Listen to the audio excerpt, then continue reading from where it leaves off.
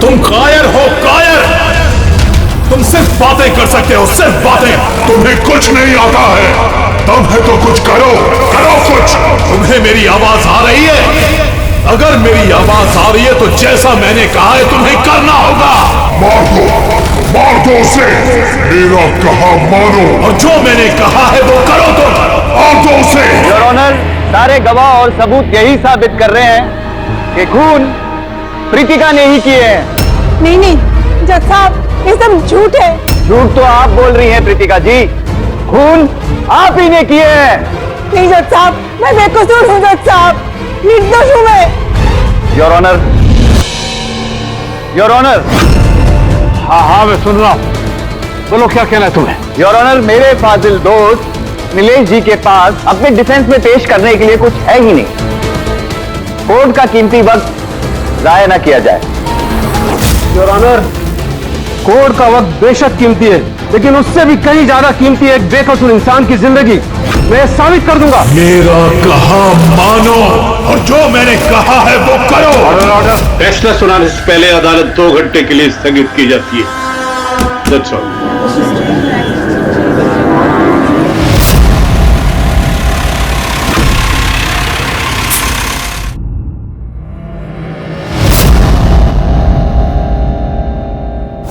श्रीकांत, तुम्हें उसे मारना होगा। तुम कर सकते हो ये। उसे जिंदा रहने का कोई हक नहीं है। उसका मरना जरूरी है। मार दो श्रीकांत।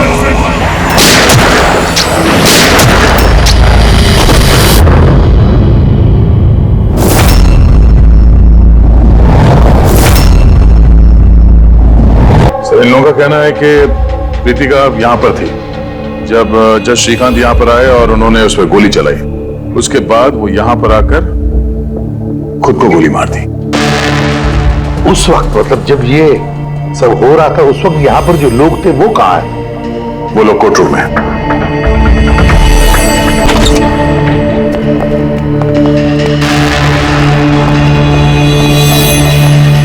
जरा डिटेल में बताइए क्या हुआ यहाँ पर।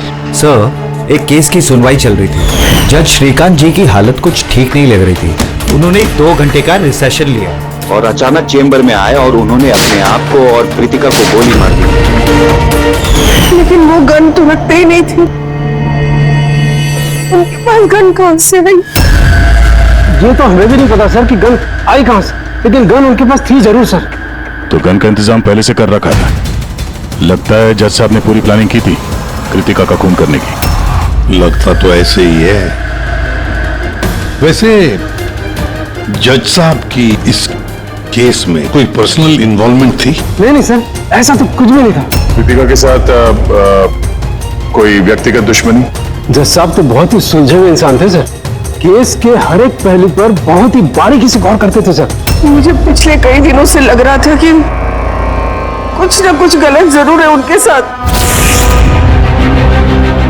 मैम, क्या जज साहब की तबीयत ठीक नहीं थी? वो तो मुझे नहीं पता, लेकिन हाँ, उनको कुछ अजीब अजीब सी आवाजें सुनाई दे रही थी। वो सब हम एक बार। आ जाइए श्रीकांत, खाना लगा रही हूँ।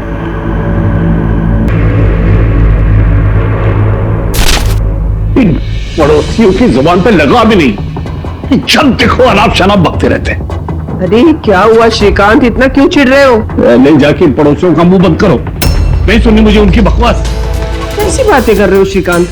पड़ोसी के बेचारे पिछले 1 महीने से लंदन गए हुए, और उनकी आवाज यहाँ तक कैसे आ सकती है? कुछ भी बात कर रहे हो आप श्रीकांत।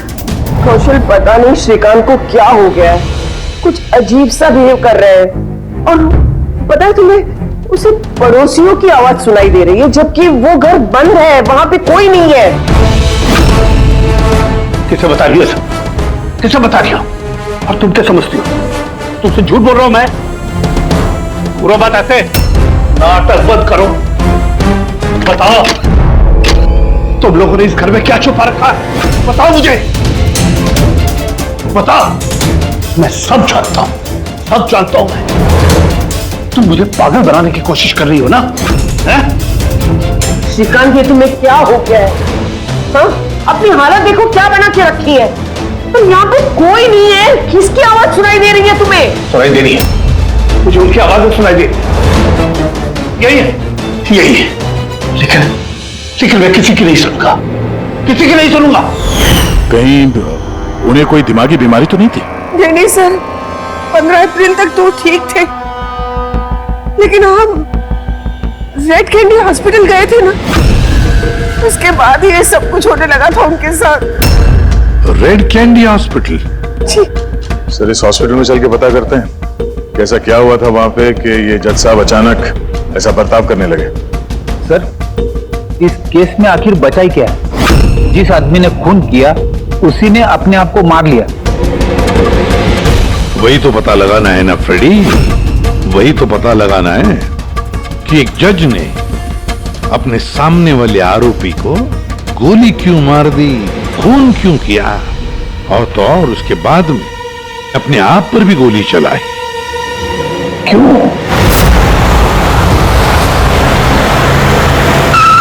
सर, हॉस्पिटल अथॉरिटी ने बताया कि जज श्रीकांत यहाँ पे साइकियाट्रिक ट्रीटमेंट के लिए नहीं बल्कि डेंटिस्ट से मिलने के लिए आए थे। कौन है डेंटिस्ट? कौन है? Sir, doctor Raman.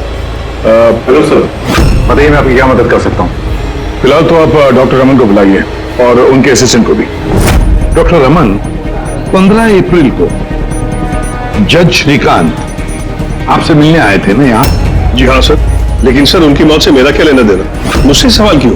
देखिए, हम बस ये जानना चाहते हैं, जब वो आपसे मिले थे तो वो दिमागी तौर से बीमार लग रहे थे? नो सर, मुझे तो ऐसा कुछ नहीं लगा। सर, उनको दिमाग की कोई बीमारी नहीं है और 9 साल से डॉक्टर रमन के पेशेंट हो। 9 साल से? मतलब आप लोग उसके बारे में बहुत कुछ जानते होंगे? बहुत कुछ नहीं सर, सब कुछ। कुछ और क्या जानते हैं जरा बता सकते हैं? सर, अभी बताने के लिए तो सिर्फ इतना ही है कि वो बहुत शॉर्ट टेम्पर्ड थे, बहुत जल्दी उन्हें गुस्सा आ जाता था, but he was not delusional. अगर उन्हें कोई दिमागी बीमारी नहीं थी तो फिर उन्हें वो आवाजें क्यों सुनाई दे रही थी? क्या हुआ क्या था उन्हें? पर सर, आप इसमें मेडिकल एक्सप्लेनेशन क्यों ढूंढ रहे हैं? हम लोग इतने मेडिकल एक्सप्लेनेशन क्यों ढूंढ रहे हैं? दया, कोई भी आम इंसान ऐसे ही अचानक से उठकर किसी पर गोली चलाता है, क्या ये नॉर्मल हो सकता है? नहीं, कुछ ना कुछ तो गड़बड़ जरूर है, कुछ तो हुआ है, पर क्या?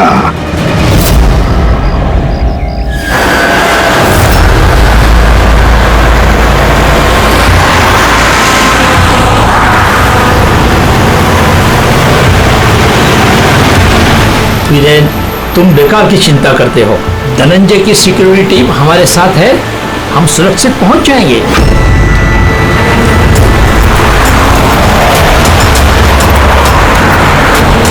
वो बात तो ठीक है, लेकिन आपको धमकियां मिल रही हैं। देखो वीरेन, हमारे कामों में धमकियां मिलती रहती है और ऐसी धमकियों से मुझे डर नहीं लगता है। देखो, डर तो मुझे भी नहीं लग रहा, क्योंकि मुझे धनंजय और उसकी टीम पे पूरा भरोसा है।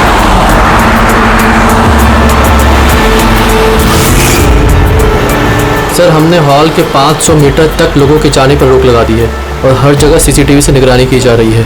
ये बहुत आसान है धनंजय, कायर मत बनो। हम जानते हैं इस काम को तुम पूरा करोगे, वो भी अपने हाथों से। तुम सुन रहे हो ना धनंजय? तुम बुज़दिल नहीं हो तुम बुज़दिल। कायर मत बनो, इस काम को तुम पूरा करोगे। सर, क्या बता रहे थे तुम ब्लॉक बी के अरेंजमेंट के बारे में? सर, मैं ब्लॉक बी के बारे में बात नहीं कर रहा था। सर, आप ठीक है ना? आपकी तबीयत कुछ खराब लग रही है। मेरी तबीयत ठीक है, मैं ठीक हूँ।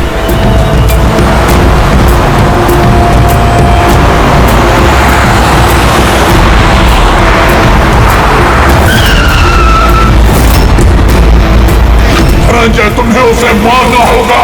खत्म कर दो उसे। मार दो धनंजय, मार दो। गाड़ी रोको।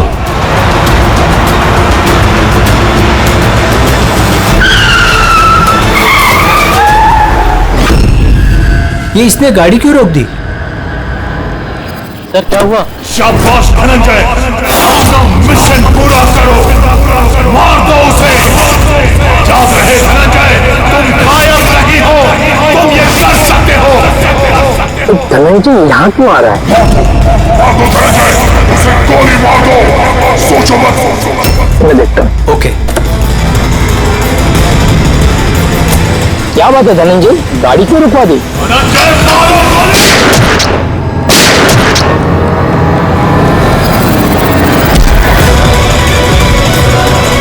ओह माय गॉड! संजय जी, आपको क्या हो गया? धनंजय, ये क्या कर दिया तुमने?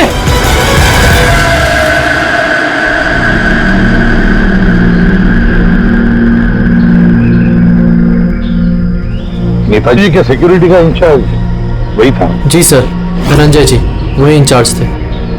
कमाल है सर, जिसे बॉडीगार्ड रखा है उसी ने मार दिया। नेताजी को मारने की कोई खास वजह? सर ये तो धनंजय जी ही बता पाएंगे।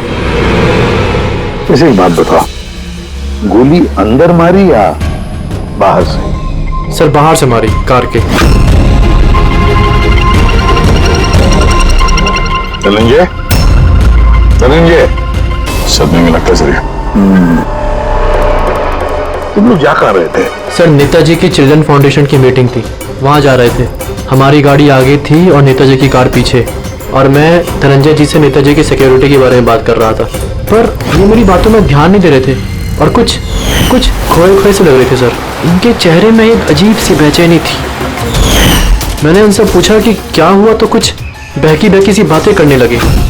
सर जब श्रीकांत के साथ भी तो ऐसे ही हुआ था। कहीं ये दोनों केस एक जैसे तो नहीं है? और कोई साथ में था नेताजी के? वीरेंद्र जी सर। वीरेंद्र जी? जी सर। आप नेताजी के साथ थे ना? हाँ सर, मैं ही था। नेताजी ने आपको कुछ बताया इस धनंजय के बारे में? सर नेताजी हमेशा धनंजय की तारीफ किया करते थे, उनकी जान को खतरा था। अभी कुछ दिन पहले ही धनंजय ने उनकी जान बचाई थी। बड़ी अजीब बात है सर, कुछ दिन पहले जिस आदमी ने नेताजी की जान बचाई, आज उसी ने उनका खून कर दिया। गोली मारने के बाद धनंजय ने भागने की कोशिश की?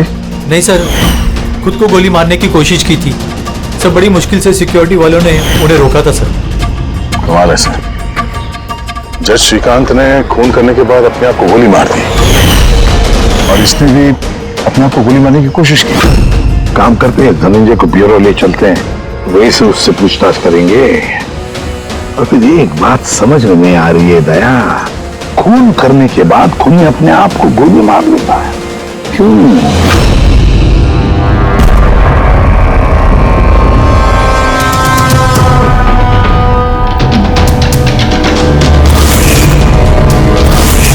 बस डॉक्टर बीना, ये क्रिमिनल साइकोलॉजी में रिसर्च कर रही है। हाँ, इन्हीं दोनों केस के बारे में बता दिया? Yes boss.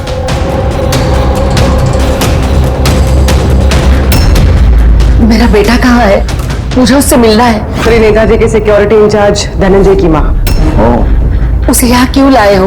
देखिए, आपके बेटे ने नेताजी का खून किया है। जी नहीं, मेरा बेटा किसी की हत्या नहीं कर सकता। वो तो खुद बीमार है, उसकी दिमागी हालत ठीक नहीं है। क्या बीमारी है आपके बेटे को? पिछले कुछ दिनों से उसे कुछ आवाजें सुनाई देती है।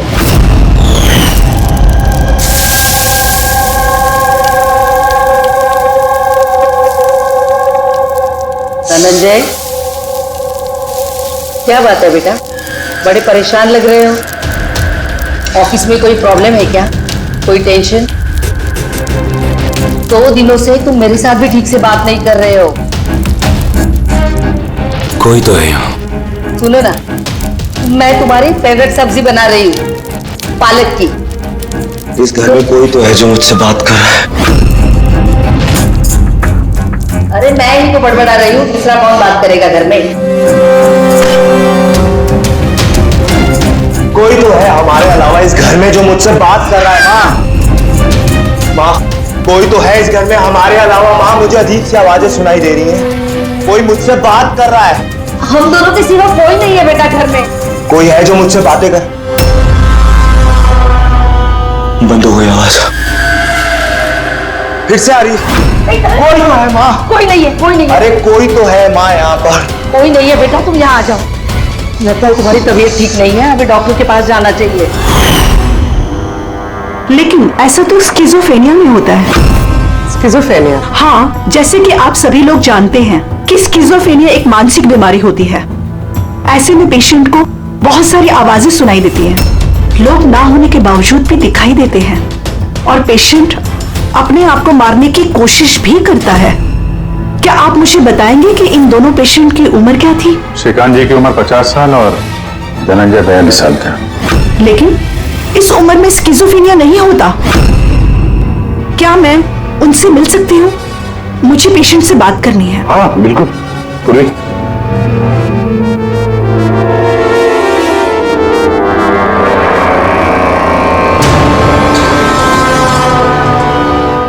धनंजय, तुमने संजीत को क्यों मारा? मैं कुछ पूछ रही हूँ। धनंजय, तुमने संजीत को क्यों मारा? मुझे कुछ आवाजें सुनाई दे रही थी, वो मुझे उकसा रही थी। कह रही थी कि मैं बुजुर्ग हूँ, कायर हूँ, मैं किसी का खून नहीं कर सकता। और उस आवाज ने मुझे इतना उकसाया कि मैंने खून कर दिया।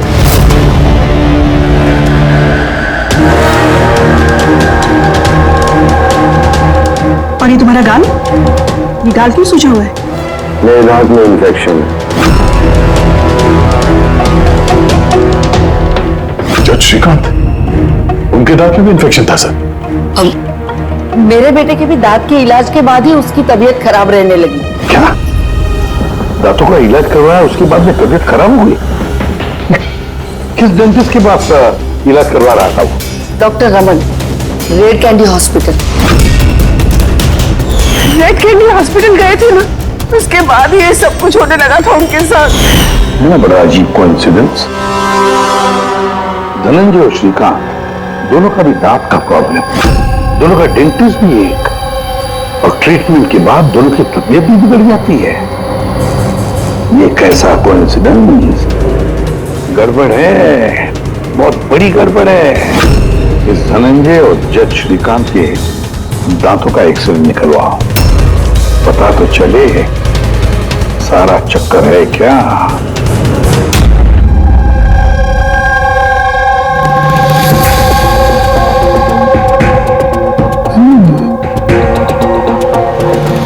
ये क्या हो सकता है? सर, ये देखिए। क्या? ये मार्क्स। हाँ यार, दांतों में ये क्या है? फॉरेन ऑब्जेक्ट है सर। एग्जैक्टली, ऊपर से दोनों आदमियों के दांतों में।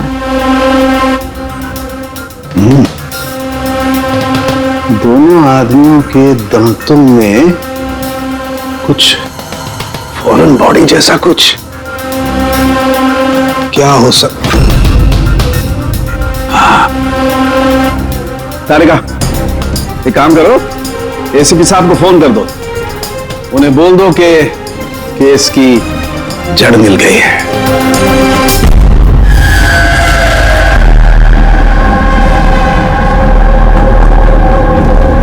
ये देखो बॉस, दोनों के दांतों में इस तरीके की चिप। ये तो बग है। ये बग ही है सर। ये तो जासूसी में इस्तेमाल होने वाला ट्रांसमीटर जैसा कुछ है। बॉस, इसके जरिए ही श्रीकांत और धनंजय को वो आवाजें सुनाई देती थी। तो ये चिप ट्रिगर का काम कर रही थी, इसी के जरिए वो उकसाने वाली आवाजें उनके कानों तक पहुंच रही थी और वो लोग किसी की जान तक लेने को मजबूर हो गए। मुझे तो लगता है ये काम डॉक्टर रमन का ही है। उन्होंने ही दांतों की ट्रीटमेंट की थी। पूछताछ करनी पड़ेगी डॉक्टर रमन से, और एक एक्सपर्ट को भी बुलाओ, ट्रांसमीटर के बारे में पूरी जानकारी लेते हैं उससे। डॉक्टर रमन, दांत में ट्रांसमीटर लगाने का काम कब से शुरू कर दिया आपने? ट्रांसमीटर? हाँ, किस ट्रांसमीटर की बात कर रहे हैं आप सर? उसी ट्रांसमीटर की बात कर रहे हैं जो जज श्रीकांत और सिक्योरिटी ऑफिसर धनंजय के दांत में फिट किया गया था। देखिए, मेरा यकीन कीजिए, मैंने कोई ट्रांसमीटर नहीं लगाया है। ये क्या बकवास कर रहे हैं आप? डॉक्टर साहब, दांतों में ट्रांसमीटर क्यों लगवाएंगे? सर, आप हमारे हॉस्पिटल को बर्बाद करने पे तुले हैं। डॉक्टर रमन हमारे हॉस्पिटल के जिम्मेदार डॉक्टर हैं सर। ये इस तरह का काम हरगिज नहीं कर सकते। और इस तरह का काम यहाँ पे हुआ तो है। हमें श्रीकांत और धनंजय के दांत से ये ट्रांसमीटर मिला है और इन्हीं ट्रांसमीटर्स की वजह से वो दोनों भी स्किज़ोफ्रेनिक बन गए। सर वो दोनों मेरे बहुत पुराने पेशेंट हैं। श्रीकांत 9 साल और धनंजय 2 साल। सर भला मैं अपने पेशेंट के साथ ऐसा क्यों करूं? ये तो आप बताइए ना, क्यों लगाया ट्रांसमीटर? मेरा यकीन कीजिए, मैंने कोई ट्रांसमीटर नहीं लगाया। क्योंकि डॉक्टर रमन के पास ट्रांसमीटर बनाने और उससे मोलार इम्प्लांट्स की ट्रेनिंग ही नहीं है। ये सिर्फ डॉक्टर हैं, दांतों के अच्छे डॉक्टर। और सर हम यहाँ पे दांत लगाते हैं, बनाते नहीं। दांत तो बाहर से ऑर्डर देने पे आता है। कहाँ से ऑर्डर करते हैं आप ये दांत? डेंजा बायोकेयर। डेंजा बायोकेयर। रेडी पंकज, डॉक्टर रमन की चेम्बर्स अच्छी तरह से चेक करो, एक एक कोना छान मारो। और कितने लोगों के दांत इम्प्लांट किए हैं? जी लगभग 20 लोग हुआ। अच्छा, तुम सभी लोगों के नाम और पता चाहिए हमें। दया सर, हो सकता है इन 20 लोगों की जान को खतरा हो।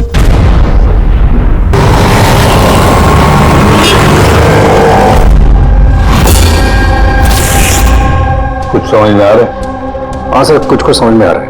यही कि ये ट्रांसमीटर जितना छोटा है उतना ही पावरफुल है। कितनी रेंज है इसकी? सर इसकी रेंज यही कोई 15 से 20 मीटर है। यानी अगर इस ट्रांसमीटर से किसी को कम्युनिकेट करना है तो उसे 15 से 20 मीटर के दायरे में रहना होगा। इसकी फ्रीक्वेंसी हम लोग ट्रैक कर सकते हैं? बिल्कुल ट्रैक कर सकते हैं, लेकिन उसके लिए हमें पहले ये जानना होगा कि ये ट्रांसमीटर कितने हर्ट्ज पे काम करता है। तो बस पता लगाओ कितने हर्ट्ज पे काम करता है ये, क्योंकि फ्रीक्वेंसी हमारे लिए बहुत जरूरी है। जहां पर ये फ्रीक्वेंसी एक्टिव होगी वहीं पर हमारा खोज ही होगा। ठीक है सर, आप थोड़ा सा वक्त दे दीजिए, मैं जल्दी पता लगाने की कोशिश करता हूँ। ठीक है। ये कहानी आके रुक जाती डॉक्टर रमन के नाम पर।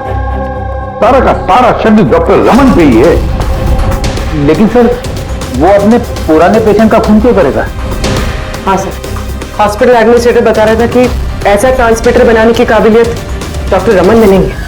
तो शक के घेरे में तो ये कविता और वीरेंद्र भी है। हो सकता है इनमें से किसी ने मारा। हो सकता है, बिल्कुल हो सकता है, लेकिन ये जो भी है वो 15 और 20 मीटर के दायरे में ही काम कर रहा है। जो 20 लोगों के बारे में क्या पता चला? जिससे उनका आपस में कोई कनेक्शन नहीं है। यहाँ तक कि श्रीकांत और धनंजय ये भी एक दूसरे को नहीं जानते थे। फिर भी अभी उन 20 लोगों से जाकर मिलो, उनसे पूछो क्या उनके साथ भी वैसे हो रहा था जैसे धनंजय और श्रीकांत के साथ हो रहा था क्या? और एक बात, लॉर्ड चेंबर और चेंबूर पता लगाओ वहां पर कितने सेलफोन एक्टिव थे उस खून के दौरान। और उस दांत बनाने वाली कंपनी में जाकर पूछताछ करो, देखो कौन हो सकता है जो दांत में ट्रांसमीटर फिट कर सकता है।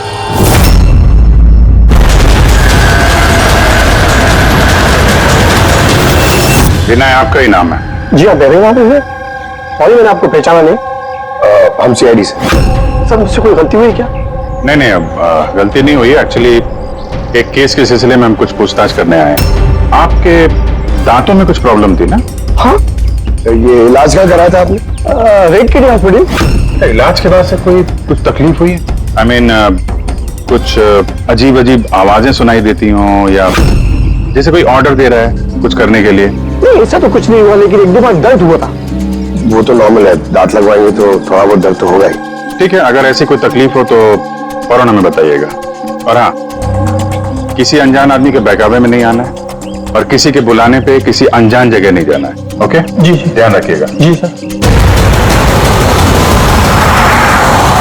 डॉक्टर रमन बहुत अच्छे हैं। दांत लगाने के बाद से मुझे जरा सी भी तकलीफ नहीं है। आपको कोई आवाजें सुनाई दे रही? क्या मतलब है इसका? नहीं, जिन जिन लोगों को भी डॉक्टर रमन ने दांत लगाए उनमें से कुछ लोगों को अजीब सी आवाजें सुनाई दे रही हैं। मेरे साथ तो ऐसा कुछ भी नहीं हुआ है। अच्छा, अगर ऐसा कुछ भी हो आपके साथ तो आप हमें प्लीज इन्फॉर्म करिएगा। या श्योर। आप लोग यहाँ पे दांत बनाते हो या मिनिएचर ट्रांसमीटर? क्या मतलब सर? मतलब ये कि यहाँ पे दांतों में ट्रांसमीटर फिट किए जाते हैं।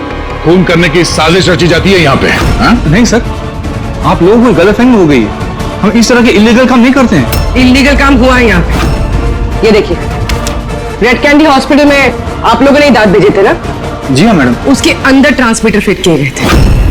जज श्रीकांत और सिक्योरिटी ऑफिसर धनंजय, उनके दांत यहीं पे बने थे ना? एक मिनट से मैं चेक करता हूँ।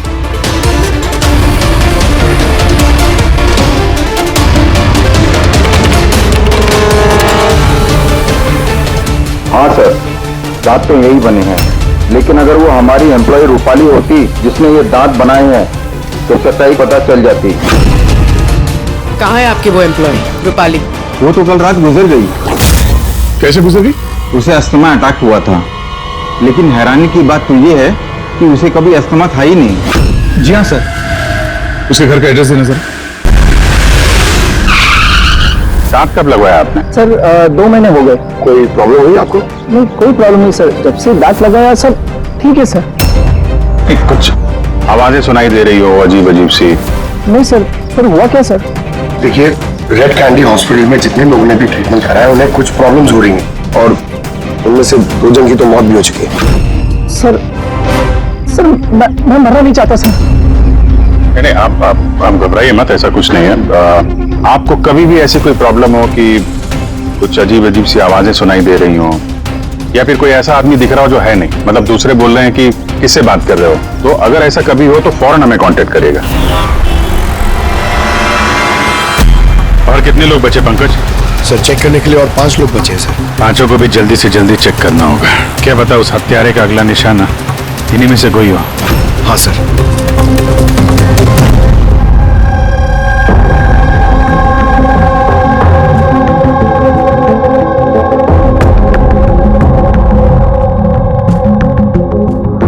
हाँ भाई, पता चला कि नहीं कुछ?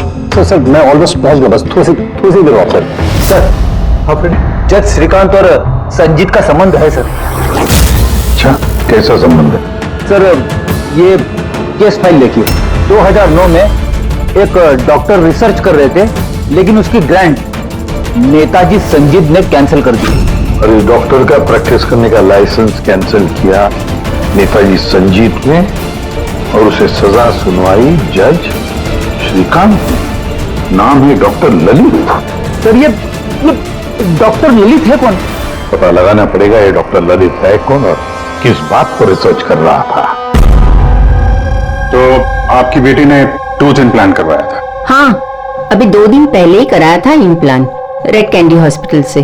सर, जिस दिन से टूथ इम्प्लांट करवाया है अजीब अजीब बातें करती है और बहुत डरी हुई भी है।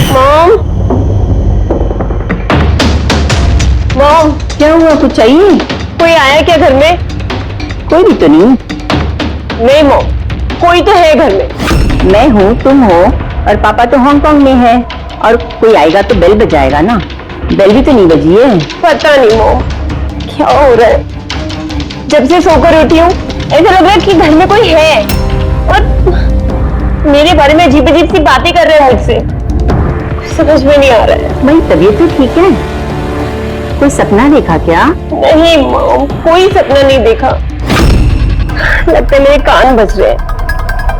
मॉम प्लीज एक काम करो, मुझे एक कप चाय दे दो मेरे रूम में, मेरा सर घूम रहा है। तो अभी जिया कहाँ है? उसे मैंने साइकियाट्रिस्ट के पास भेजा है, बैंड्रा। देखिए, आप उस साइकियाट्रिस्ट का एड्रेस दीजिए, हमारा अभी उससे मिलना बहुत जरूरी है। नंबर ले लो। जिया, आज तुम्हें वो काम खत्म करना है। तुम्हें उसे किसी भी हालत में मारना है। जिंदा मत छोड़ना उसे, मार दो उसे। आज उसका अंत होना ही चाहिए।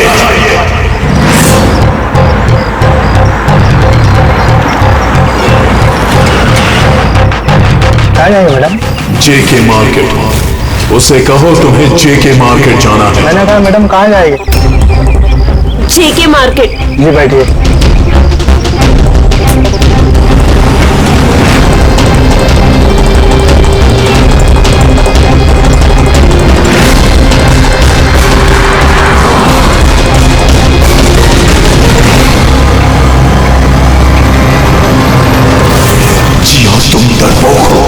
डरपोक हो तुम, कुछ नहीं कर सकती तुम। 1 नंबर की डरपोक हो। चुप, मैं डरपोक नहीं हूँ और मैं किसी को नहीं मार सकती। मैडम आपने मुझसे कुछ कहा? हाँ? नहीं, मैंने कुछ नहीं कहा। नहीं, कुछ नहीं कहा मैंने। मैं कहाँ बात कर रही हूँ?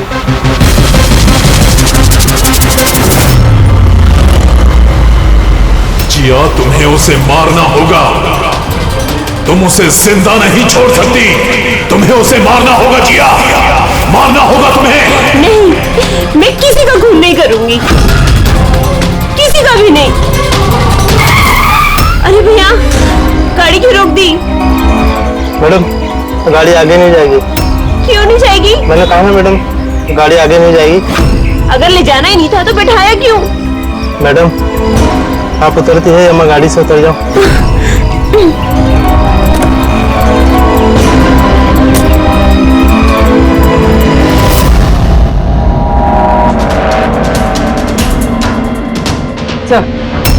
सर, वॉचमैन और पड़ोसी बता रहे थे कि रूपाली यहाँ 3 महीने पहले शिफ्ट हुई थी और अकेली रहती। फिर चेक करते हैं अच्छी तरह से।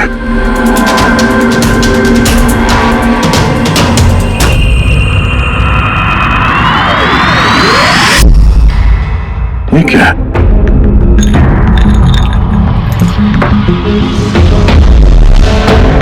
इतने सारे एयर ट्रांसमिटर्स।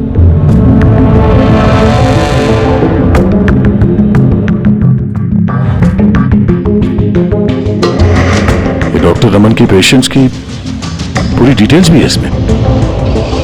ये देखो।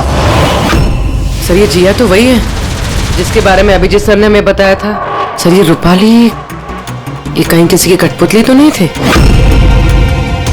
हो सकता है, शायद उन्हीं को पता चल गया होगा कि हम लोग रूपाली तक पहुंच जाएंगे, इसलिए मार दिया उसे।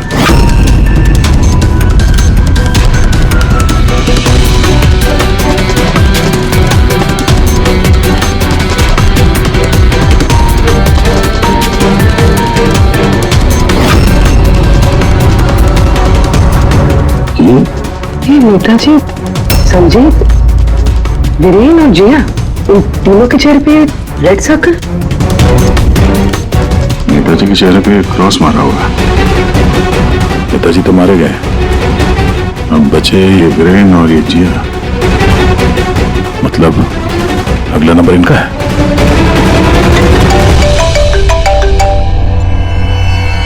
आप जी, ये जिया साइकेट्रिस्ट से मिलने के लिए गई थी, लेकिन वहां पहुंची ही नहीं। अच्छा, हमें यहाँ रूपाली के घर में एक तस्वीर मिली है जिसमें नेताजी, संजीत, वीरेन और जिया है। ये नेताजी के चेहरे पे तो क्रॉस मारा हुआ है, पर इन दोनों के चेहरे पे लाल पेन से सर्कल बना हुआ है। कहीं ऐसा तो नहीं कि ये जिया वीरेन को मारने के लिए गई है? एक काम करो, तुम वीरेन को अलर्ट करो, पता करो वो कहाँ है। तब तक मैं जिया की लोकेशन ट्रैक करता हूँ और हम लोग मिलते हैं। ओके? या सर, वीरेन को फोन लगा।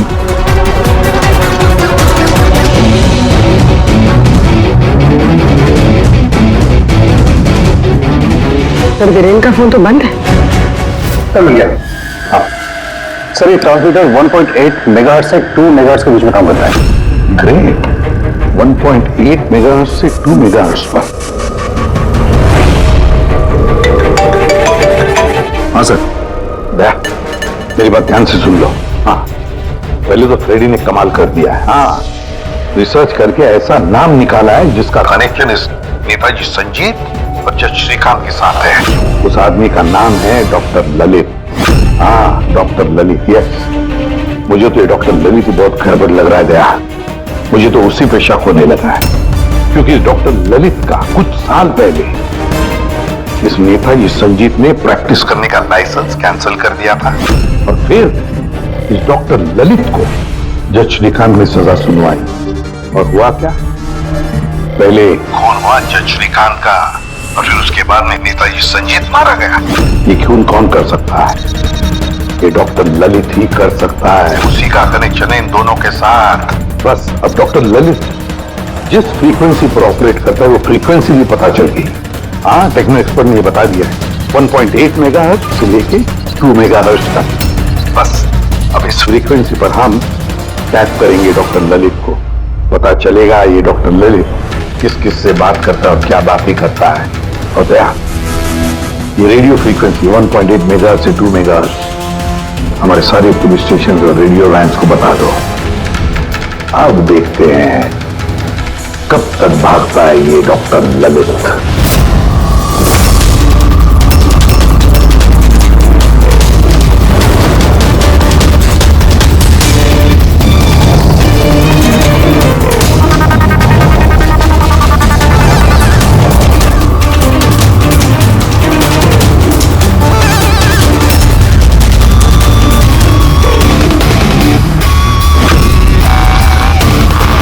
इस फ्रीक्वेंसी पे कोई हरकत नजर नहीं आ रही। जब भी बोलेगा पकड़ा जाएगा। पूरी मुंबई इस फ्रीक्वेंसी को हर 5 किलोमीटर में ट्रैक कर रही है। अगर जिया वीरेन को मारने निकली है तो वो खूनी 1.8 या 2 पे जरूर आएगा।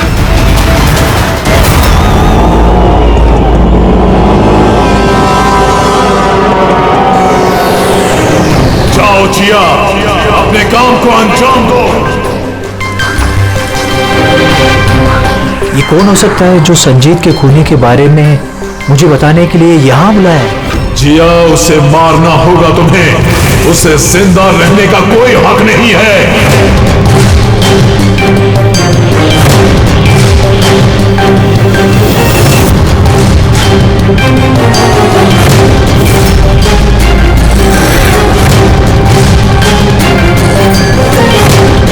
ज्यादा सोचो मत, मार दो जिया, उसे मार दो। उसे जिंदा रहने का कोई हक नहीं है। उसकी तरफ देखो, पहचानो उसे, वो तुम्हारे सामने है। Kill him। उसे जिंदा रहने का कोई हक नहीं। उसी की आवाज है, फ्रीक्वेंसी लोकेट करो। देखो, अपनी बैग से गन निकालो।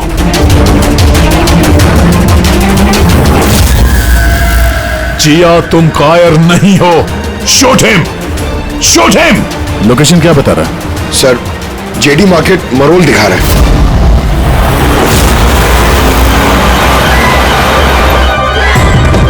कम ऑन जिया, मारो, मारो उसे। सर, ये क्या हो रहा है? ये मुझे क्यों मारना चाहती थी? किसी ने मुझे फोन करके बुलाया कि संजीत की खूनी के बारे में बताने वाली थी। घबराइए नहीं, ये सब एक प्लान था। आप अभी सेफ है, आप जा सकते हैं। Okay sir, thank you. तो खूनी यहीं कहीं होगा। भीड़ में मिक्सअप हो गया है। सिग्नल यहीं है, देखते हैं।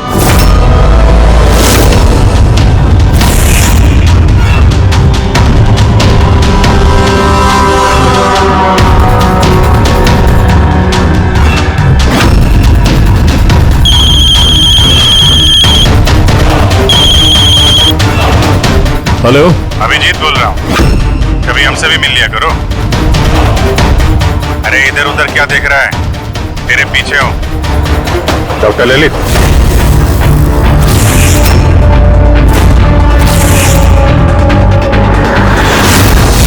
हॉस्पिटल के एडमिनिस्ट्रेटर पवन। मुजरिम चाहे कितने भी नाम बदल ले, चाहे कितने भी भेस बदल ले, एक ना एक दिन शिकंजे में फंस ही जाता है। क्यों? चलो।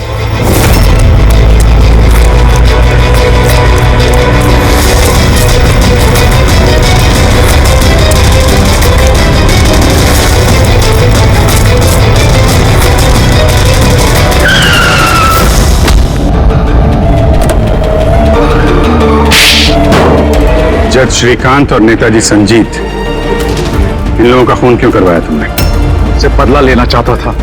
बदला? लोगों ने मेरी जिंदगी बर्बाद कर दी थी। कैसा बदला? मैं एक होनहार डॉक्टर हूं। मैं स्किज़ोफ्रेनिया नाम की बीमारी पर उसके ट्रीटमेंट के लिए एक्सपेरिमेंट कर रहा था, वो भी वर्थलेस लोगों पर। मेरी असिस्टेंट जिया ने एचओडी वीरेन को कंप्लेन कर दी और एचओडी वीरेन ने नेताजी संजीत से मेरी ऑफिशियल कंप्लेंट कर दी।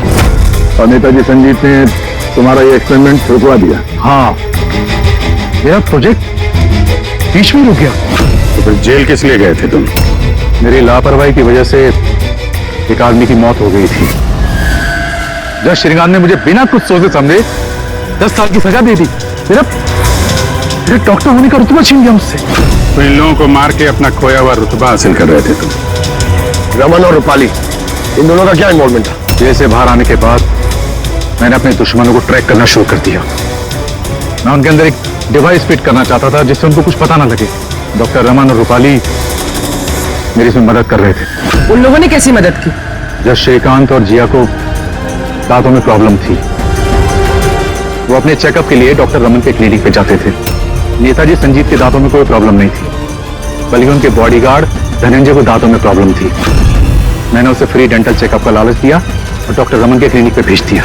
डॉक्टर रमन ने उन्हें नया दांत लगाने की सलाह दी और मेरे कहने पे रूपाली ने उनके दांतों में डिवाइस फिट कर दिया।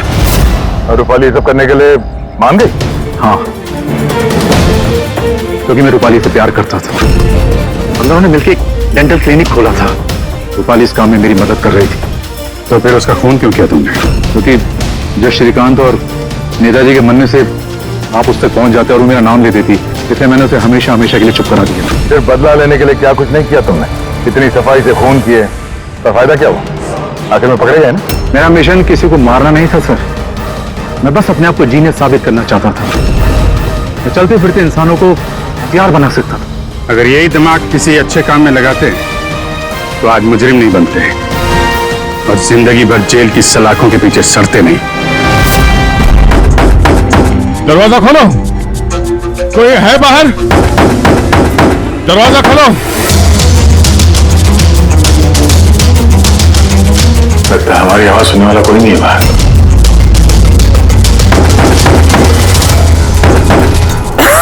सर अगर यहाँ से बाहर नहीं निकले तो इस सुशांत की बॉडी सड़ने लगेगी। हाँ, और अगर सुशांत की बॉडी सड़ गई तो खून ही बच जाएगा, सारे सुराग मर जाएंगे।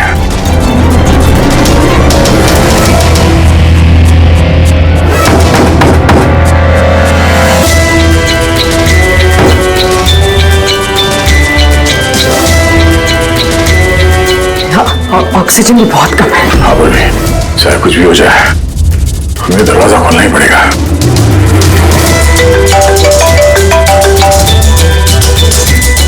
हाँ सर। सुनो, वो चिप नहीं मिली अभी तक, हम पूरी कोशिश कर रहे हैं। सर अंदर यहाँ इस कमरे में ऑक्सीजन लेवल बहुत कम है सर। अगर जल्दी से ये दरवाजा खोला नहीं गया तो घबराना मत, हम तुम्हें जल्द से जल्द बाहर निकाल लेंगे। उर्वी, हौसला रखना। धीरे धीरे सांस लो, आराम से।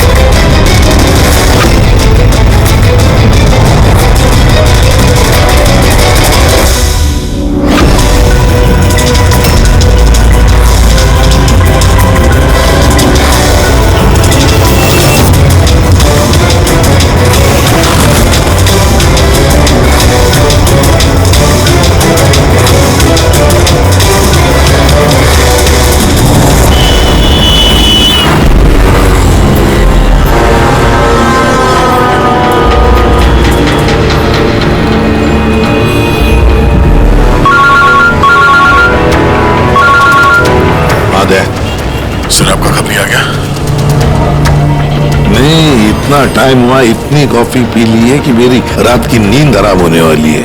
मैं अब तक आया ही नहीं और पता नहीं अब आएगा भी या नहीं। देखता हूँ थोड़ी देर और। हाँ ओके। हाँ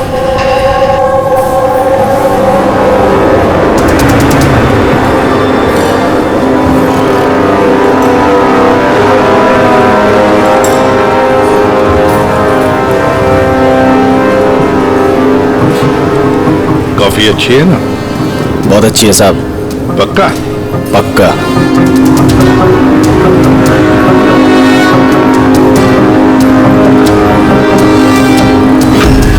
बिल? मैंने बिल दिया साहब। Thank you. सभी चोर लुटेरों ठगों के लिए सुनहरा मौका। अगर दम है तो मेरे 10 करोड़ रुपए चुराओ और साथ में रुशदा हीरा भी पाओ। ना ये कोई जाल है और ना ये कोई पुलिस की चाल। आओ खाली हाथ और जाओ माला माल। सबस्तून हॉल सुबह 8 बजे। रमैया आने वाला है? पक्का साहब, वो जरूर आएगा।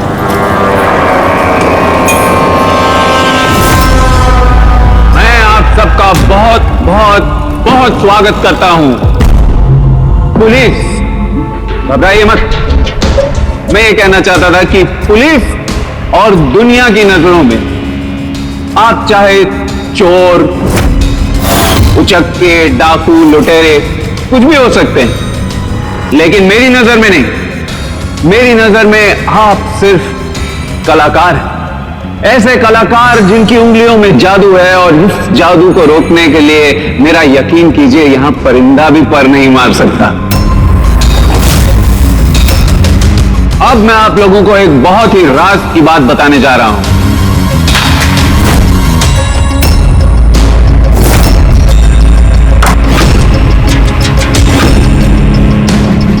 अच्छा, इससे पहले तुम ये तो बता दो कि तुम वो कौन? मेरा नाम आरके है, एक बिजनेसमैन हूं, और जो शानदार ऑफर मैंने आप सबके लिए रखा है वो तो आप लोगों ने पढ़ ही लिया होगा।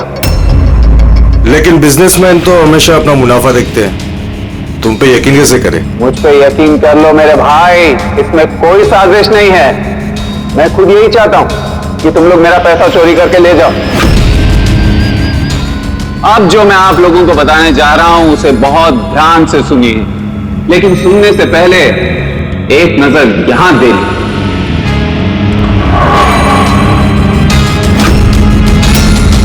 तो क्यों ना इस हीरे का साक्षात्कार किया जाए। लेकिन उससे पहले मैं बुलाना चाहूंगा अरविंद जी और सुमन जी को। जोरदार तालियां इनके लिए। ये सुमन ज्वेलर्स के ओनर हैं और मैं तहे दिल से इनका शुक्रिया अदा करना चाहता हूं जो इन्होंने मुझे ये हीरा अपने इस फंक्शन में यूज करने की परमिशन दी। देख रहे हैं आप ये नायाब हीरा? मैं जानता हूं ये बहुत कीमती है, और आप लोगों के लिए इसकी कीमत क्या है ये मैं अच्छी तरह से समझता हूं। हम तो रम्या को पकड़ने आए थे, मुझे सारा चक्कर कुछ और ही है। सर ये तो रसीटा हीरा है, अरबों में कीमत है इसकी। आखिर ये आदमी अपने आप को लुटवाना क्यों चाहता है, एक ही जगह पे इतने सारे मुजरमों को इकट्ठा करके? तो आइए देखते हैं कौन यहां से माला माल होकर जाता है। लेकिन पुलिस का तो लफड़ा नहीं होगा? वही कुछ समझ में नहीं आ रहा है। तू हम सबको चूरन तो नहीं दे रहा है? मैं आजकल क्या कोई किसी को कटिंग चाय तक नहीं पिलाता, और तू यहाँ पैसा बांट रहा है? हाँ? मैं भी चाय नहीं पिला रहा हूं। कोई साजिश नहीं है, कोई कैमरा नहीं है, कोई सिक्योरिटी नहीं है, कोई पुलिस नहीं है, सिर्फ भरोसा। जाने की बस वो सेफ खोलने की देरी है, उसके बाद हम करोड़पति। बिल्कुल, तो चलिए चलते हैं सब सेफ रूम में। पर एक बात जान लीजिए, एक समय पर सिर्फ 10 लोग जा सकते हैं। बाकी हम लोग के लिए कुछ बचेगा कि नहीं? तो 10 लोग जा रहे, सबके सब लूट लेंगे। चिंता मत करो मेरे भाई, सबका नंबर आएगा। फिलहाल जो 10 लोग मेरे साथ जाने वाले वो हैं तुम। हाँ तुम सर, आप, हाँ मैडम, तुम। चलिए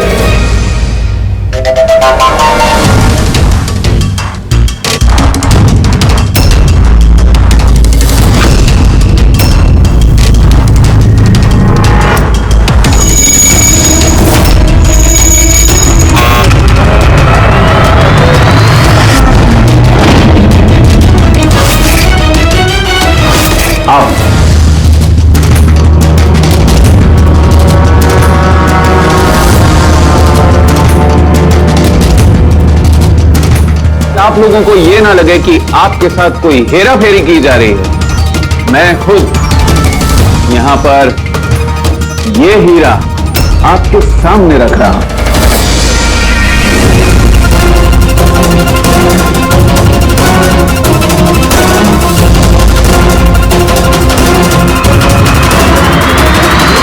और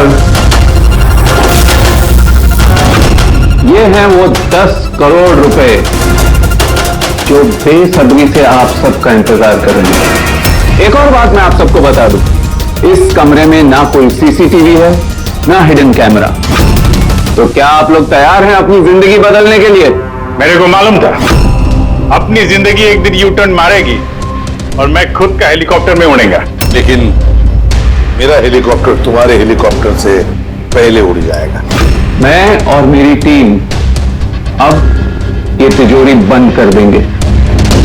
शीतल, पिंकी, अमर, सुवीर, ये मेरी टीम है।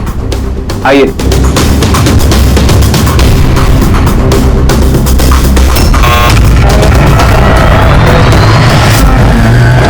आप लोगों के पास अब अगले 24 घंटे इस काम को अंजाम देने के लिए। अंदर कोई कैमरा नहीं है। ये जो 2 गार्ड्स भी बाहर हैं, ये आपको रोकेंगे टोकेंगे नहीं। ये यहां पर सिर्फ इसलिए हैं ताकि आप लोग आपस में ना झगड़े। मगर तुम ये सब क्यों कर रहे हो? इससे तुम्हें क्या फायदा? Very good question. फायदा, बहुत बड़ा फायदा होगा। मैं इसके जरिए ये साबित करना चाहता हूं कि मैंने इस दुनिया का सबसे सुरक्षित सेफ बनाया। मेरी तरफ से आप सबको ऑल द बेस्ट। अपनी अपनी कला दिखाने के लिए आप लोगों के पास अगले 24 घंटे हैं, लेकिन 12 से 4 तक ये कमरा बंद रहेगा। बाकी समय आपका।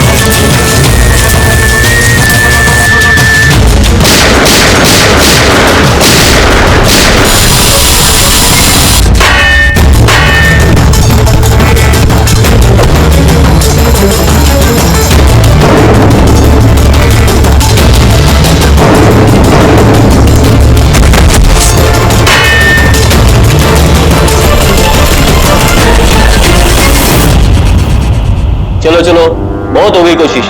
12 बज गए, टाइम खत्म हुआ। बाकी की कोशिश 4 बजे के बाद होगी। चलिए।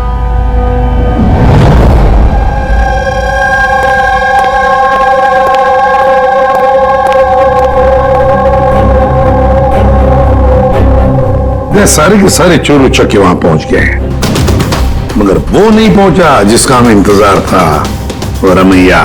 सर मेरी समझ में तो ये नहीं आ रहा है कि ये आरके इतना रिस्क क्यों ले रहा है। ये सिर्फ पब्लिसिटी करने के लिए कोई इतना सारा पैसा दांव पे कैसे लगा सकता है? हाँ सर, अगर 1 करोड़ की ऐड कर देता टीवी या अखबारों में तो बहुत बड़ी पब्लिसिटी हो जाती। ये सचमुच किसी ने तिजोरी खोल ली तो? नहीं फ्रेडी, ये पब्लिसिटी के लिए नहीं हो रहा है। पब्लिसिटी की आड़ में ये कुछ बड़ी खिचड़ी पका रहा है आरके। इसकी कुंडली निकाली क्या? हाँ सर, मैंने उसके बारे में पता किया। वो तिजोरी बनाने के बिजनेस में काफी साल से हैं, पर पिछले 2 साल से उसका धंधा कुछ मंदा चल रहा था। और मार्केट में उड़ती उड़ती खबर ये है कि ये कुछ बड़ा करने वाला है। कर दिया ना उसने सर। ये चोर और लुटेरों को दावत देने से बड़ा कारनामा और क्या हो सकता है? सर उन तीनों चोरों की कुंडली निकाल ली जो पार्टी में बात कर रहे थे। उसमें एक को तो मैं अच्छी तरह से जानता हूं, दिनकर। दुनिया का कोई भी सेफ हो यूं चुटकी में खोल लेता है। 10 साल के लिए जेल में था वो। हाँ सर, और 2 साल पहले जेल से छूटा है। बाहर निकलने के बाद शराफत की जिंदगी जी रहा है। तो फिर 2 साल बाद अचानक फिर से जुल्म की दुनिया का दरवाजा खटखटाने क्यों पहुंच गई? बाकी के तो सर, एक का नाम तो सिद्धेश, तिजोरी तोड़ने में एक्सपर्ट है सर। उससे बेटर तिजोरी कोई नहीं तोड़ सकता है। आरी का इस्तेमाल करता है, कभी वो सरिया का इस्तेमाल करता है, आग और लेजर से भी तिजोरी तोड़ता है सर। मतलब औजार एक्सपर्ट। तीसरा अर्पिता नाम है उसका। जिन्नात है, चुस्त और फुर्तीली, चीते की तरह भागती है और छिपकली की तरह बड़ी बड़ी बिल्डिंगों पे चढ़ जाती है। कीमती पत्थर और डायमंड परख सकती है सर। और सर वो अर्जुन सपोटा की बेटी है। अर्जुन सपोटा की बेटी? अर्जुन सपोटा गया, दुनिया का कोई भी ताला वो खोल सकता था, कोई भी ताला। चाबी बुलाते थे उसको, चाबी। हाँ सर, 4 साल पहले उसकी मौत हो गई, मगर मरने से पहले अपना सारा हुनर और अपनी सारी कला अपनी बेटी को विरासत में दे गया। सर, इतने सारे महारथियों को एक साथ एक छत के नीचे बुलाया गया, अब सिर्फ एक तिजोरी खोलने के लिए तो नहीं होगा। ऐसा लगता है कि किसी दूसरे जुर्म की प्लानिंग के लिए ये लोग वहां पे इकट्ठा हुए हैं। हाँ दया, और इस प्लानिंग का सारा राज उस तिजोरी में ही छुपा है। ये तिजोरी हमें खोलनी पड़ेगी।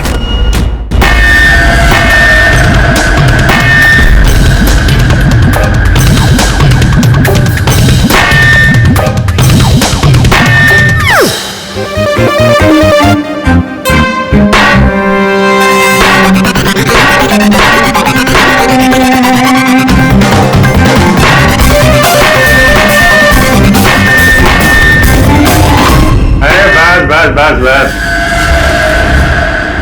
ये मेहनत का नहीं, सुफीने का काम है। अभी मैं ट्राई करूं? ठीक है, आइए।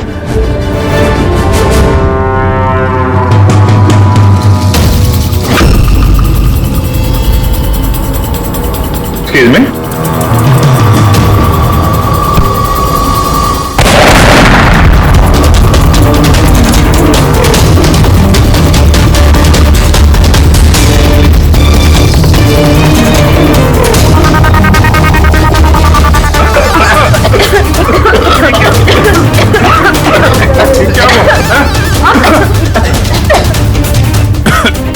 ये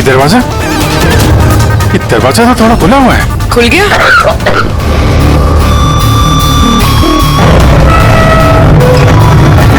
ओह नो, हीरा? Oh my God,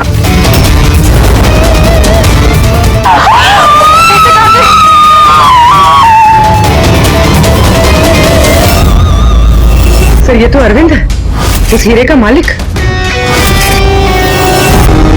please no more. हाँ हटो, हटो हटो, पुलिस को बुलाना होगा, प्लीज हाथ मत लगाइए, हाथ मत लगाइए। सीआईडी से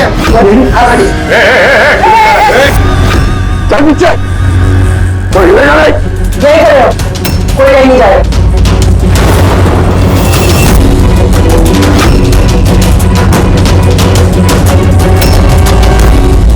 गला दबा के मारा है इसको।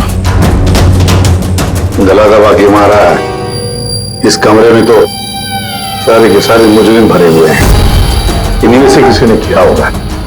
बॉडी को फोरेंसिक लैब में भेज देते। पता नहीं ये सब कैसे हो गया साहब, हम लोग तो यहीं पे थे। 12 से 4 बजे के बीच भी यहीं पे थे? वॉशरूम वगैरह नहीं गए? सर साथ में नहीं गए, अगर एक गया तो दूसरा यहीं पे होता। इस बीच अंदर कोई भी नहीं आया सर। मैंने सेफ रूम का कमरा अच्छी तरह से चेक किया, अंदर आने का सिर्फ एक ही रास्ता है और कोई रास्ता है ही नहीं।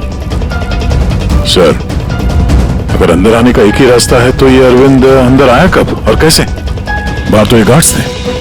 वही तो, अरविंद अंदर आया तो आया, लेकिन मारा भी तो गया, और जिसने भी मारा उसे वो भी तो अंदर आया कब और आया कैसे? क्या यहाँ पर ये जितने भी लोग जमा हुए हैं ना, ये चोर लुटेरे, इन सब एक एक की कुंडली उतार लेते हैं, फिर देखते हैं खूनी कौन है इनमें से। ऐसे नहीं हो सकता, छोड़ के नहीं जा सकते। मैडम प्लीज, यहाँ पे इन्वेस्टिगेशन चल रहा है, प्लीज आप लोग सीआईडी? सर मेरे सारे पैसे चोरी हो गए, हीरा चोरी हो गया। आफ्टर ऑल वो सेफ रूम खुला कैसे? अरे वाह, तुम्हें तुम्हारे पैसों की पड़ी है, हैं? यहाँ पर एक आदमी की जान गई है, खून हुआ है यहाँ पर, समझे? सर, हाँ पुरोहित, एक सेकंड। सर सारंग के सर को कुछ मिला है।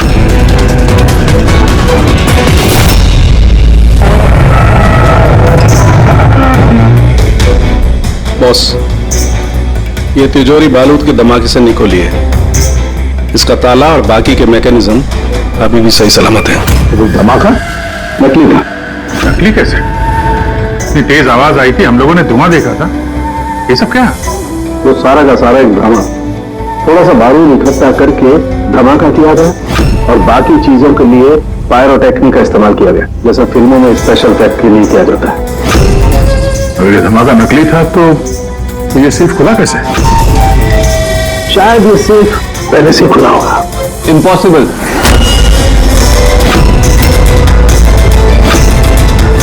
ये दरवाजा मेरे अलावा कोई खोल ही नहीं सकता,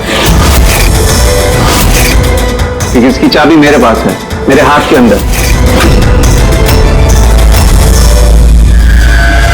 ये देखिए, यहां पर चिप फिट है।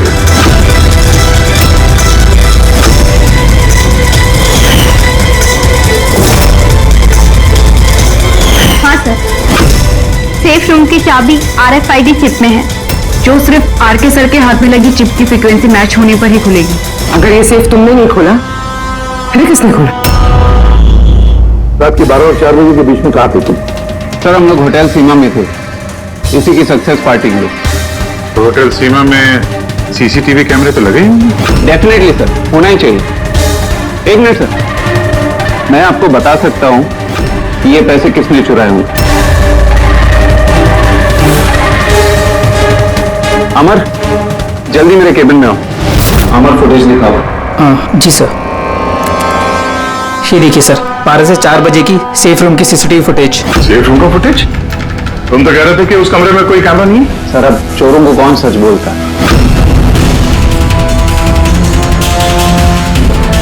और कौन कौन जानता है इस खुफिया कैमरे के बारे में? सर सिर्फ मैं और मेरे 4 असिस्टेंट्स। गार्ड को भी नहीं पता? जी नहीं सर। फास्ट फॉरवर्ड करो। जी सर।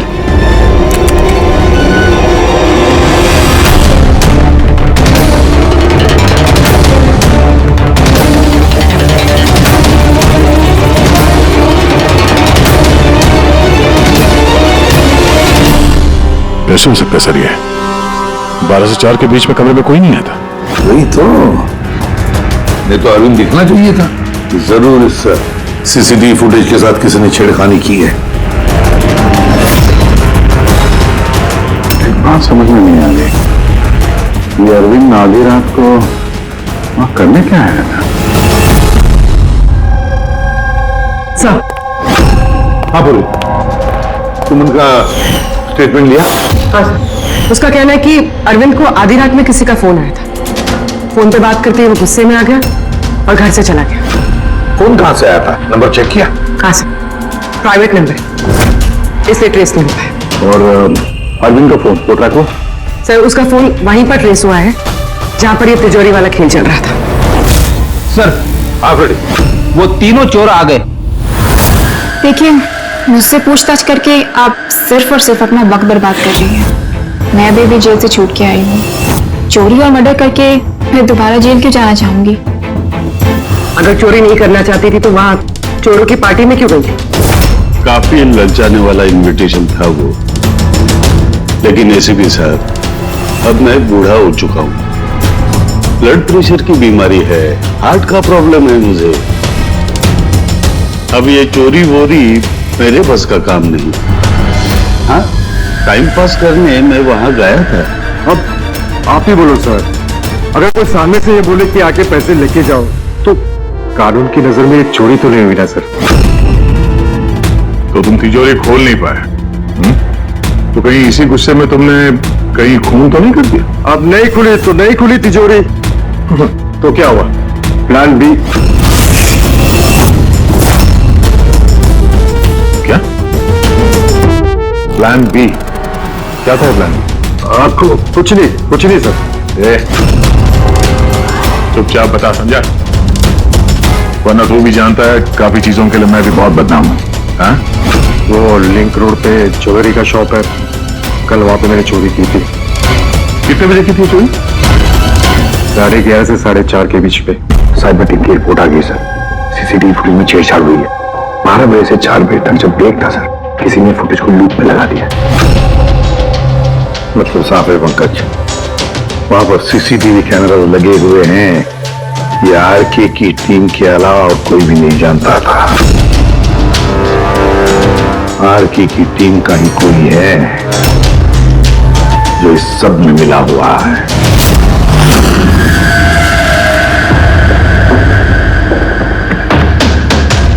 रहे हैं आप? मेरी टीम में तो एक गद्दार है। ये दूसरा सेफ रूम है ना? जी हाँ, मेरा ही डिजाइन है, उसी का दूसरा मॉडल समझिए। लगभग बहुत सारे फीचर्स भी सिमिलर है। यानी ये भी वैसे ही खुलता है तुम्हारे हाथ के चिप से? क्या? मैं दिखा देता हूँ आपको।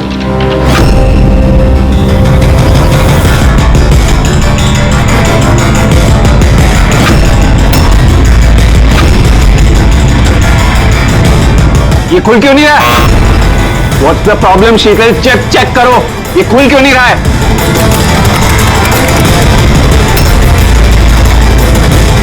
तो पता नहीं क्या हुआ, सेफ रूम खुलना तो चाहिए था। एक मिनट सर, मैं चेक करता हूँ।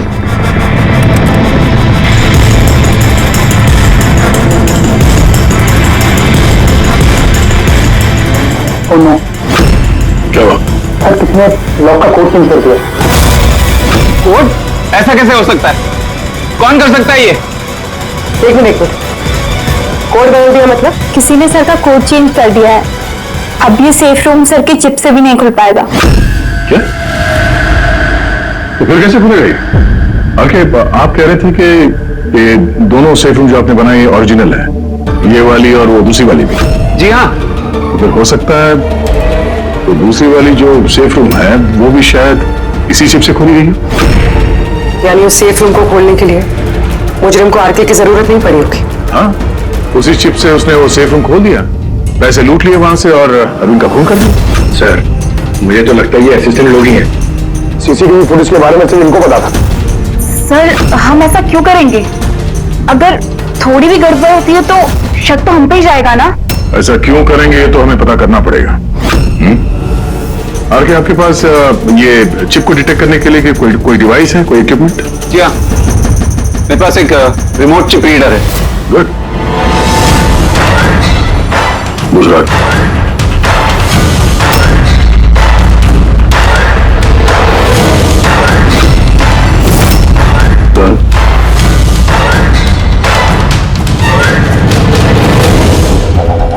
इनके तो किसी के हाथ में भी ये चिप नहीं है। हमारा फोर्थ असिस्टेंट अमर का है। हमारा आया नहीं अभी और आएगा भी नहीं। कहाँ रहता है वो? इनके। आइए सर। सर चलिए। सर एक बात समझ में नहीं आ रही है, अगर ये सब अमर ने किया है तो फिर सिक्योरिटी वालों ने उसे देखा कैसे नहीं? सिक्योरिटी से फिर से पूछताछ करनी पड़ेगी। सीधे सीधे बता, तुम दोनों गार्ड में से कौन मिला हुआ है ज्वेलर अरविंद के खून में? मैंने कुछ नहीं किया साहब, मैंने कुछ नहीं किया। मेरा तो पेट खराब था जिसकी वजह से मुझे भर बार बाथरूम जाना पड़ा। पर सुशांत पूरे वक्त ड्यूटी पे था साहब। कहाँ है सुशांत? बुलाओ से। सुशांत को तो अभी अभी आप लोगों ने फोन करके वापस बुलाया ना क्राइम सीन पर। क्या? हमने कब बुलाया? तो ऐसा तो नहीं कि बहाना बना के निकल गया हो सकता है। बेटी, इनसे सुशांत का एड्रेस ले लो और उस एड्रेस पे जाके चेक करो। तब तक हम लोग क्राइम सीन देखते हैं।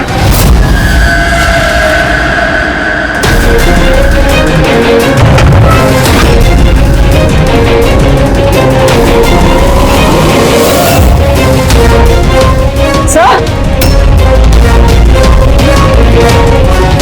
क्या हुआ? ओह नो, सुशांत भी मारा गया। पेट पे गोली लगी है, लगता नहीं इसने खूनी को देखा भी होगा। सवाल यह है कि सुशांत सेफ रूम के अंदर क्या करने आया था? तो देखो यहाँ आसपास।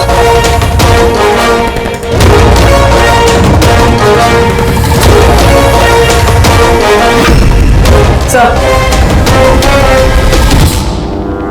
खून।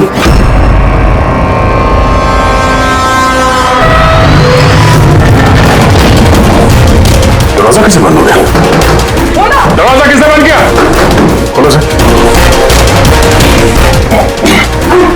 नहीं सर। आ गया? हाँ सर, वो हम लोग तहकीकात करते समय सेफ रूम के अंदर आ गए तो बाहर से किसी ने दरवाजा बंद किया। हम लोग अंदर फंसे हुए हैं। क्या? तुम दोनों अंदर फंसे हो? हाँ सर, और सुशांत की लाश भी यहाँ सेफ रूम में है। ये कैसे किया? अच्छा घबराओ मत, कुछ नहीं होगा, हम लोग अभी आते हैं। ओके हाँ।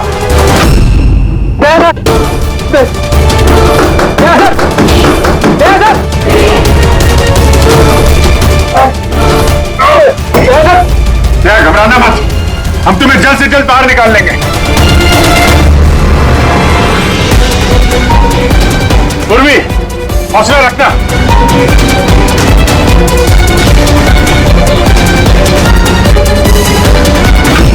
सर मैं आरके से बात करता हूँ, उसकी सेफ है, शायद वो कुछ मदद कर सके। करो, जल्दी करो। तो मैं भी दिनकर को फोन करके बुला लेता हूँ।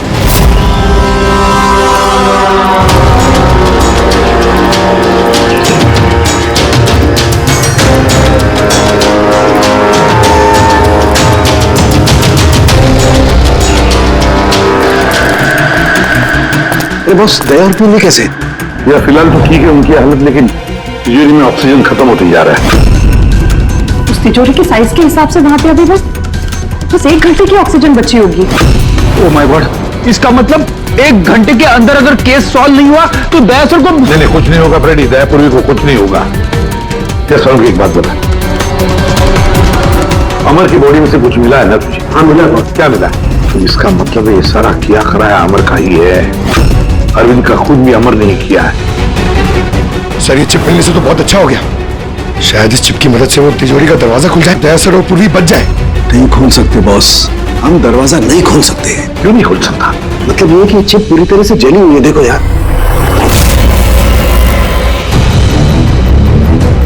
माय गॉड, असली मुजरिम अमर नहीं कोई और है।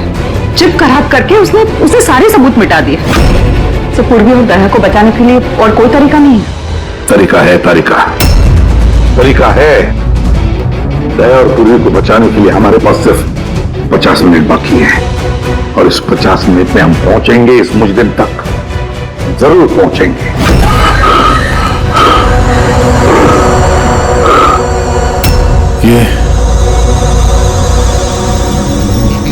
ये खून का निशान सिर्फ यहाँ कैसे? वाह, खून का निशान यहाँ।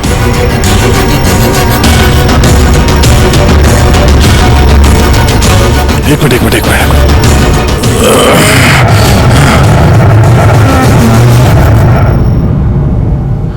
खुफिया दरवाजा, सेफ रूम के अंदर खुफिया दरवाजा।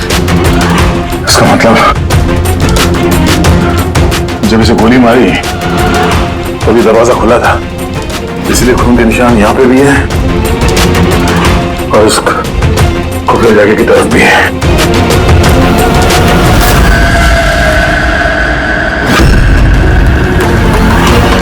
इतने सारे पैसे और ये हीरा, मतलब ये खून पैसे के लिए नहीं हुआ। फिलहाल तो ऐसे ही लग रहा है। सर मतलब सुशांत यहाँ खड़ा होगा, इस खाली जगह की तरफ मुंह करके, और खून ने उसे पीछे से मार डाला।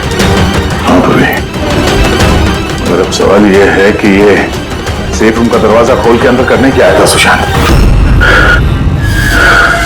चोरी का प्लान तो नहीं था इसका? सर अब सांस नहीं ली जा रही। हिम्मत रखो पूर्वी, ये दरवाजा खुलने वाला है। अभिजीत, यहां सेफ रूम के अंदर एक खुफिया कमरा मिला है जिसमें वो हीरा और पैसे रखे गए हैं। सब कुछ अंदर ही है? हाँ, ये देखो।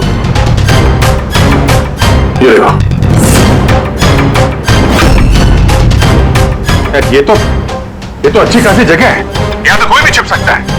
हाँ, अरे यार दया प्लीज एक काम करो, तुम बैठ जाओ वहां पे, हम लोग बहुत जल्दी ये दरवाजा खोलने वाले हैं। जल्दी करो, सांस लेने में बहुत तकलीफ हो रही है। और पूर्वी कैसी है? उसे भी सांस लेने में दिक्कत हो रही है। यार टिटकर, क्या कर रहा है? तो अब तक खुला क्यों नहीं दरवाजा? कोशिश तो कर रहा हूँ। चल कोशिश करते रहे, जल्दी। सर इसी जगह पे, यहीं पे ये अमर छुप के बैठ गया होगा सर। तो अरविंद अंदर गया और सुशांत उसे तिजोरी तक लेकर गया और वहां अमर ने उसे मारा। हाँ सर, वो खूनी यही चाहता था कि हमें ये लगे कि ये खून इस हीरे और पैसे की वजह से हुए हैं, पर ऐसा नहीं है सर। मतलब अरविंद को मारने के पीछे कोई पर्सनल रीजन है?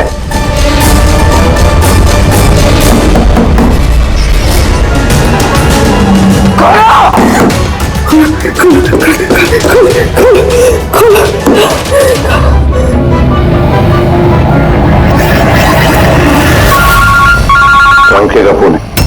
सांख्य स्पीकर फोन ऑन कर रहा हूँ। हाँ बोल। बॉस एक बहुत बड़ा सुराग हाथ लगा है। क्या? जल्दी बता, टाइम नहीं है। सर अमर के कपड़ों पे से वही धुएं के पार्टिकल्स मिले जो एक्सप्लोजन के वक्त हुआ था। हाँ तो क्या हुआ? ये ऐसे पार्टिकल तो हमारे भी कपड़ों पर है। नया क्या है? नहीं बॉस, पहले पूरी बात सुन लो। दया और अभिजीत के कपड़ों में धुएं के साथ साथ बारूद के भी ट्रेसेस थे, लेकिन इस अमर के कपड़ों में सिर्फ और सिर्फ धुआं है, समझे? अरे लेकिन उसके कपड़ों पर भी बारूद मिलना चाहिए। धमाके के वक्त वो वहीं मौजूद था। वही तो सुराग है कि ये आदमी उस वक्त वहां नहीं था बल्कि कहीं और था। बॉस, अब यही बात हमें खूनी तक पहुंचाएगी। ये अमर धमाका होने के बाद यहाँ आया। पंकज, तो दिनकर के साथ रहो, हम लोग सीसीटीवी फुटेज चेक करते हैं। चलो बच्चे।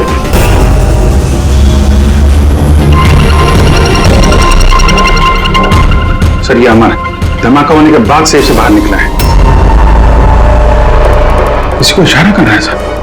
जरूर सुन करो दूसरे आदमी का, देखें तो सही।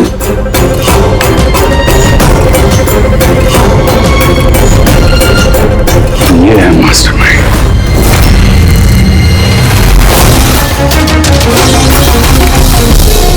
पुणे मिल गया, हमारी कस्टडी में है। जी सर। सर उससे कोई नई चिप नहीं मिली उसके पास। अरे तो मतलब सर हम लोग दयाचल और पूर्वी को बाहर निकाल नहीं पाएंगे? निकालेंगे।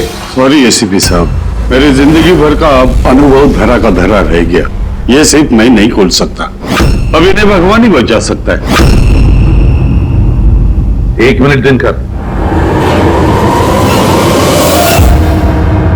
इन्हें तो भगवान बचाएगा ही, पर इसे भी बचाएगा।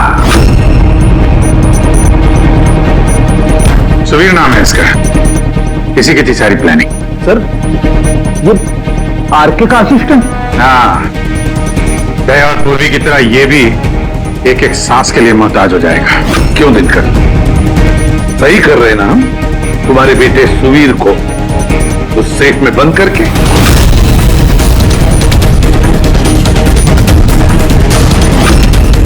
ये गलत है, कानून के खिलाफ है। अच्छा, जब तुम्हारे बेटे की जान पर बनी आई तो वो कानून के खिलाफ, और तुमने जो किया वो कानून के खिलाफ नहीं। सुवीर इनका बेटा? हाँ सुवीर, दिनकर का बेटा सुवीर। क्योंकि तुमने देखा है ना दिनकर की वो मुड़ी हुई उंगली, जब वो ये दरवाजा खोलने की कोशिश कर रहा था। सुवीर की भी उंगली दिनकर की तरह ही मुड़ी हुई है।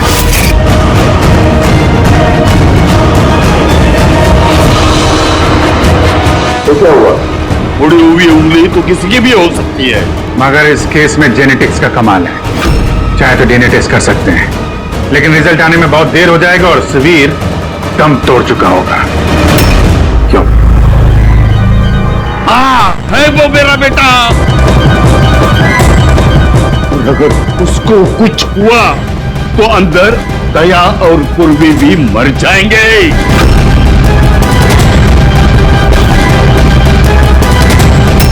ये है वो असली चिप, लेकिन अब मिलेगी नहीं।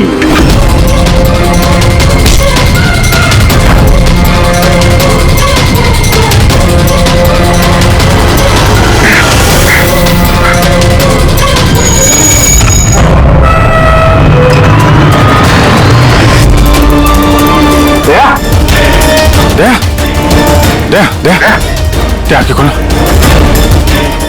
दया, एम्बुलेंस। किस बात का बदला लेना चाहते थे तुम, आरके और अरविंद? उनकी वजह से मैं 10 साल जेल में था। मगर पुलिस रिकॉर्ड में तो ऐसा कुछ नहीं लिखा। मुझे भी बहुत देर बाद पता चला कि इसके पीछे उनका ही हाथ था, क्योंकि मैंने उनके यहाँ कई चोरियां करके उनकी नाक में दम कर रखा था। पापा को उन पर शक था, और इस शक को यकीन में बदलने के लिए पापा ने मुझे आरके के पास नौकरी करने के लिए भेजा। और जब तुमने कंफर्म कर दिया कि आरके और अरविंद ही है दिनकर के जेल जाने के पीछे, उसके बाद दिनकर ने साजिश रचनी शुरू कर दी। तो क्या गलत किया मैंने? मेरे जेल जाने के बाद मेरी बीवी और बच्चे पैसे पैसे के लिए मोहताज हो गए, मगर किसी ने मदद नहीं की उनकी। मेरी बीवी डिप्रेशन में चली गई, उसने आत्महत्या कर ली। ये सुशांत और अमर भी तुम लोगों के लिए काम कर रहे थे? जी सर, सुशांत को हमने पैसे दिए थे दूसरे कार्ड के खाने में दवाई मिलाने के लिए, जिससे उसका पेट खराब हो गया और हमें अपने जुर्म को अंजाम देने का मौका मिल गया सर। अमर को 1 करोड़ रुपए दिए थे हमने उस सेफ का कोड बदलने के लिए, इसलिए एक चिप उसके पास थी और एक हमारे पास। और अमर का इस्तेमाल किया तुमने अरविंद को मारने के लिए भी? अमर से अरविंद को देर रात को फोन करवाया और झूठ बुलवाया कि आरके अरविंद को धोखा दे रहे हैं। और अरविंद भागते भागते यहां तक आया, इस सेफ डिपॉजिट वॉल्ट तक, अपनी मौत के मुंह में। जी सर, हमने यही सोचा था कि अरविंद को वहीं मार देंगे और सेफ रूम में डाल देंगे और किसी को पता नहीं चलेगा। हमारी किस्मत खराब थी सर कि उसी वक्त दूसरा गार्ड वहां पहुंच गया और मजबूरी में हमें उसे उस कमरे में छुपाना पड़ा जहां पैसा और हीरा था। फिर धमाका होने का इंतजार किया उसने ताकि धुएं की आड़ में बाहर निकल सके।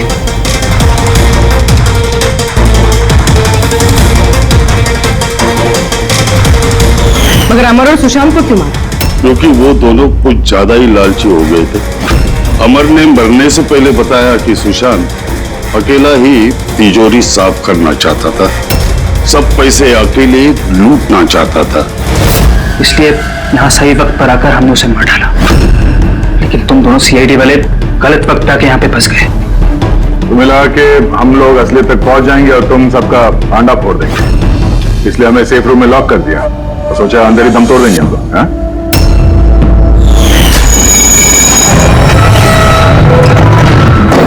बदले की आग में तुमने 3 लोगों की जानें ले ली। कानून तुम्हें कभी माफ नहीं करेगा, फांसी होगी तुम्हें, फांसी। इस तरह के और भी एपिसोड देखने के लिए हमारे चैनल को सब्सक्राइब करें और बेल आइकन दबाना ना भूलें।